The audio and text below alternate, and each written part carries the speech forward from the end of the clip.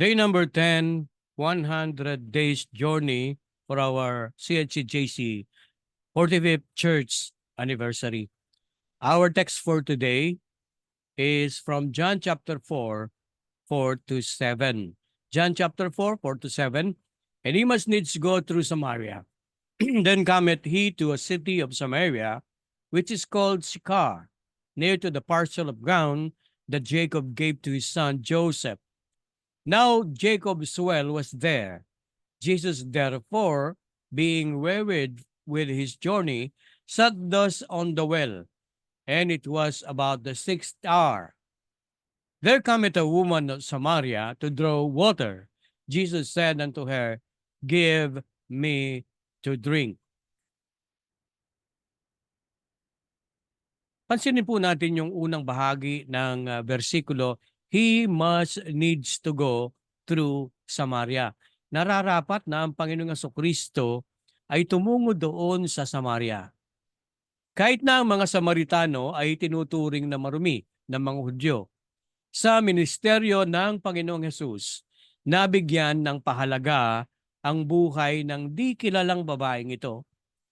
Masaklap ang uri ng buhay na kanyang ginagalawan.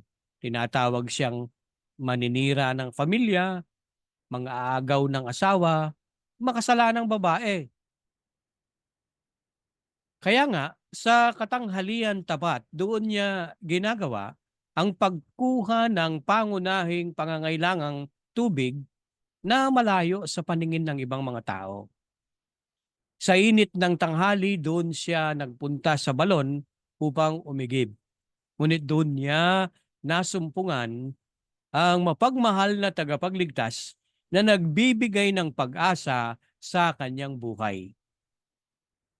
Ikaw ba ay may madilim na nakaraan?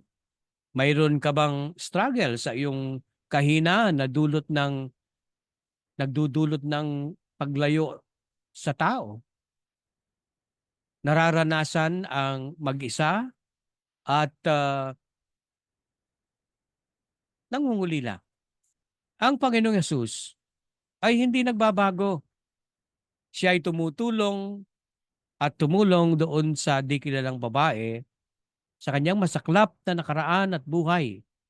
Ibinigay ng Panginoon ang lunas na kanyang kailangan. Sa iyong panonood sa maiksing seryeng ito, marahil may plano ang Panginoon sa buhay mo. Kagaya ng di kilalang babaeng ito.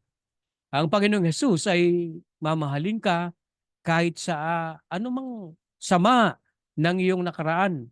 Bibigyan ka ng pagbabago dahil sa kanyang biyaya at habag at kanyang gagamitin at bibigyan ng pag-asa. Ngayong araw na ito, inaabot ng Panginoon ang kanyang kamay sa iyong kalagayan.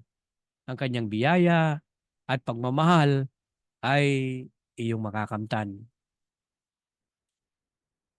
Kagaya ng babaeng ito, nais ng Panginoon na bigyan ka ng maliwanag at matagumpay na buhay ngayon at sa inaharap.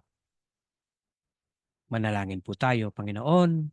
Nagpapasalamat kami dahil hindi ka pumipili ng tao. Panginoon, napakalapit ng iyong puso sa mga nangangailangan at ganun din sa sandaling ito, iyong nakikita ang uri ng buhay na meron ako. Kung binigyan mo ng pag-asang di kilalang babae, Panginoon, hindi ka nagbabago at sa araw na ito, kaya po ninyong ipagkaloob ang pagbabago sa aking buhay at ako'y gagamitin mo. Salamat po ng napakarami sa pangalan ni Jesus. Amen.